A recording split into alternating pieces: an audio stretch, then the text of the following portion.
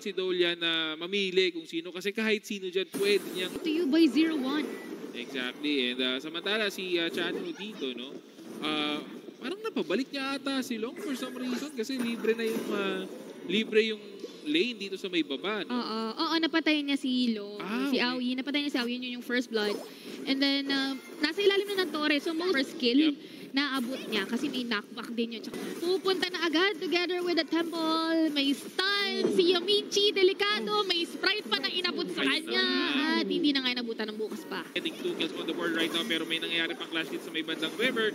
There might be a kill. Both teams are very low. They need to be careful. Pero Prison Sprite na naman. Prison Sprite is now on the go mga kaibigan. Susugod and Yuan will be securing that this first tower dito sa may bottom lane. Pero ang tanong is, Bim, can they defend it right now? Ako, parang mahihirapan sila. Although makunat pa naman yung mga turrets, given na hindi pa tayo maabot ng 5-minute mark. Or 9-minute, papasok! Infinite vastness. Nandyan na rin yung buong pwersa ng DSC. Nagkakabakbaka na. May stun coming from Unending Sorrow. Pero hindi rin naman siya dito with a path of passing. And look at Alin. Just showing them wax in, wax out. Double kill. TTGS pero sa Flowborn Tank kasi siya yung naiiwan nag-farm kanina dito sa may clash lane. Pero ang tanong, actually played it right. They could actually get the comeback but eto na nga using that infinite fastness early. Will there be a follow-up for the side of TSC? Lalaban na, papasok si Alain dito.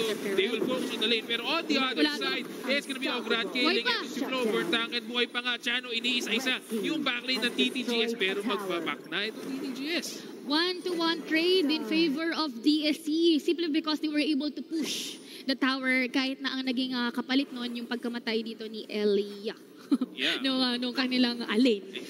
Pero sobrang na yung Flowborn Tank hindi mo siya mararamdaman. Yes. Yung mga delikado dito. Mai is not though. Infinite fastness. Pero on the other side, it's gonna be Menki tina-target dito ni Alain. Alain right now putting in on his ulti. Death Sunset. Papasok ngayon ng DSC. Lalaban pa sila. They're gonna get one godlike para dito kay Ugran. And they will continue to push forward inside their base mga kaibigan. Lalaban pa rin ng DSC kahit sa loob na ng base. And that's gonna be 3 kills on the board para sa DSC. 3-to-1 trade and another turret takedown ang kukunin dito ng DSC. Hinahatid na nila yung TTGS pa uwi at ayaw na nga nilang palabasin. Kasama pa yung mga Drakes na yung iba ay may second wave pang parating.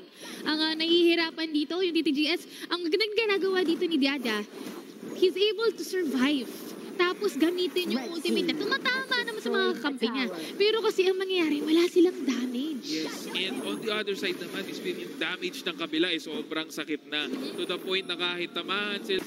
Medyo nahihirapan ngayon ang tatagos kaya at hindi pa sila nakakakuha ng objective.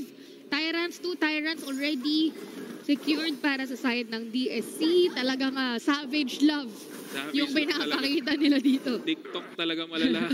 Pero tingnan natin dito mga kaibigan, itong DSC is right now suffocating itong TTG. And lalong-lalo pa yung kanilang mga main damage dealer. Death and Sunset, binitawan na naman. Merong infinite vastness pero patakas lang.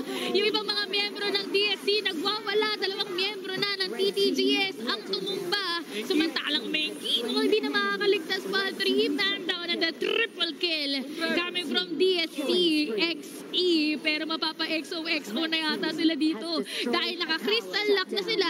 Shutdown, yes, was there pero hindi magiging sapat. And DSC bags 1 win away from victory. That was a bit